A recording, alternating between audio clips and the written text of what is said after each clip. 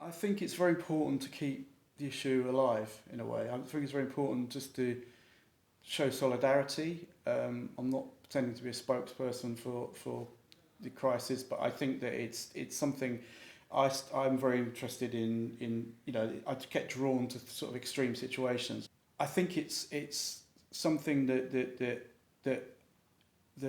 sort of moves me in a way, and I feel that I need sometimes, especially setting text, I need some sort of emotional stimuli, and I think this is something that I feel very strongly about. And also growing up in Essex, especially in the 70s, when I was sort of aware of things around me, because I was like in my teens, I was aware of quite a lot of racism, and I think that what I felt is that over the years that it's got less, but unfortunately we've gone backwards, and this is what's happened. And I feel really strongly that that we as artists have to say something.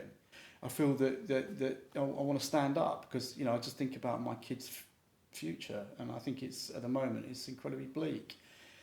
And it reminds me a little bit, or that's, I know people make the analogy with the 30s in Germany, but there is something really scary going on, and I think the refugee crisis is part of that. It's this horrible sort of racism that I find really abhorrent, and it makes me very angry. So I think that in a way, to deal with that anger, I have to do something creative. Dealing with grief is a very big, especially as you get older and people dying around you. I find one positive way is to write music, and I found that in the case of this refugee, when I saw the little Syrian boy when he was drowned on the beach in Turkey, it did trigger something for me, and I thought, I want to write something about this subject. It's quite important to me, and to make some sort of statement, although it's not, it's nothing.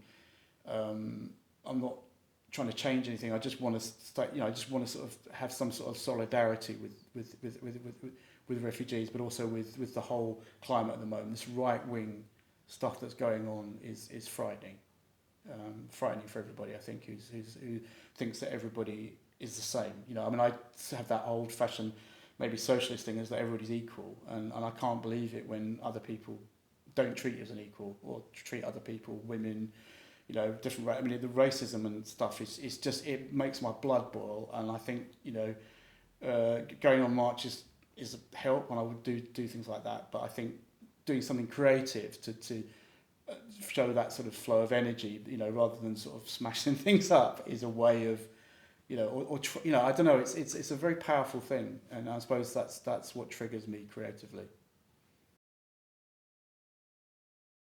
I wanted a spread, so I found the Emily Dickinson by chance. I didn't know. I knew quite a lot of her poetry, but I didn't know this one poem, and it felt like it would almost like this and the Brian Bilston poem could be like bookends. So I felt that I knew what my first text would be, my first setting would be, and what my last setting would be, and then I sort of assembled the other text. But I found, I knew the Auden from years ago, and I always thought that would be a nice, something really I could set. So I react very instinctively to text. I know if it's a poem that I can set, or if I can't set it, and I found all these poems, the Benjamin Zephaniah as well, all very settable. So that's really how it came up. It's quite spontaneous in a way.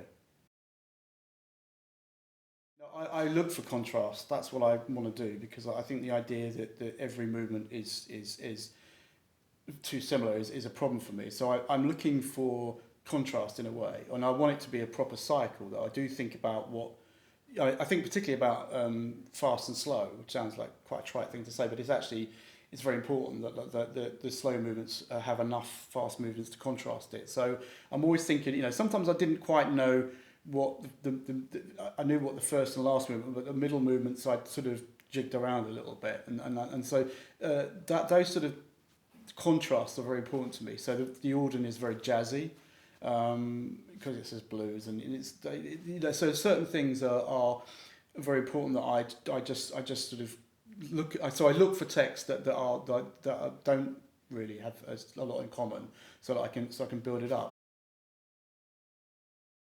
In a way, to some extent, in your despair, and it's really depressing when you really think about what's going on in the world.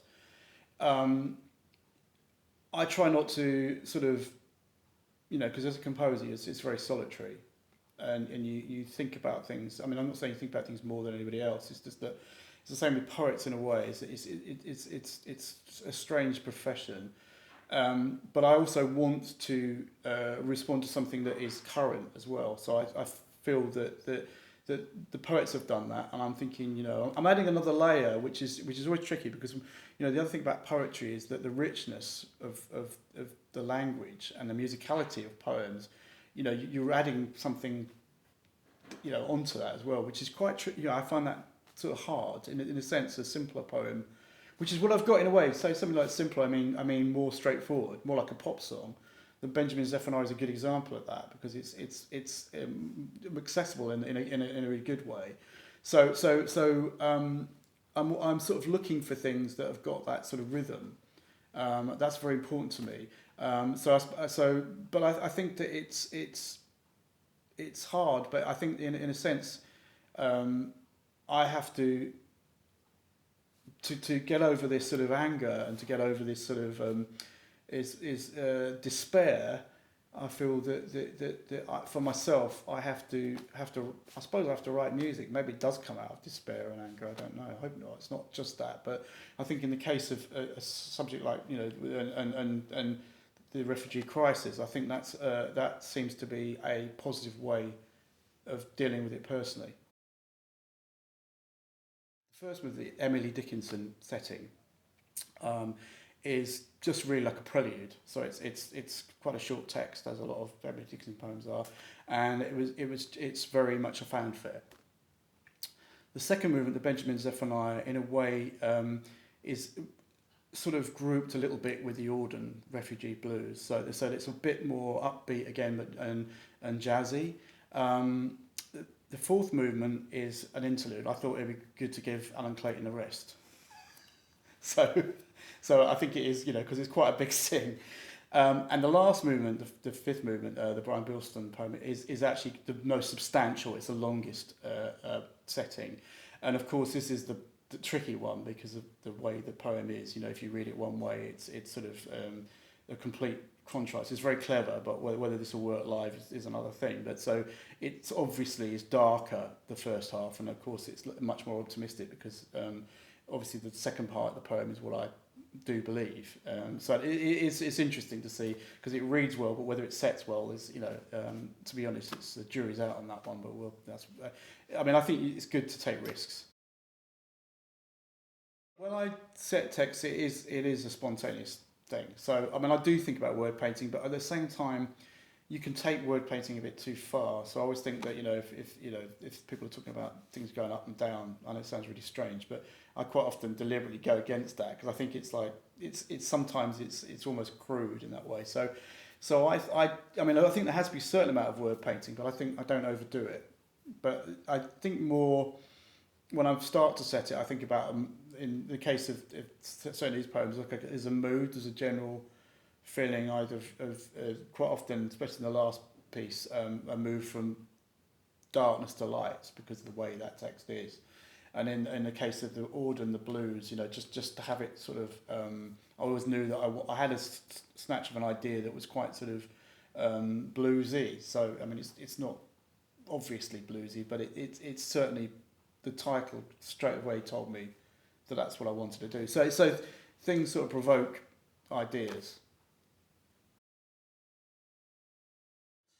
Well, it's an all English program, and I was very keen to have some Tippett, because I was funny enough. There's a connection between Oliver Nusson and Tippett, and I know that he did a Britten Sinfonia concert where I think he did a Tippett concerto for orchestra, and I always know he spoke to me about this concert, because and I was at it, but he always said that meant a lot to him. So I knew Tippett when I was younger, and he encouraged me with the connections between Britten and Tippett and Ollie, really. I never met Britten, but I really love his music, and I particularly love the Nocturne. So the idea that Allan Clayton's doing the Nocturne in this concert is because I've not heard it live very often, hardly ever, and I don't know why. Serenade is wonderful, but Nocturne is a great piece. So I think all these connections, and also that meant a lot to Ollie Nusson, my teacher, who sadly died last year, and I know he had a connection with the Britten Sinfonia. So it's all a really nice sort of, there's a nice sort of feeling that everything's connected.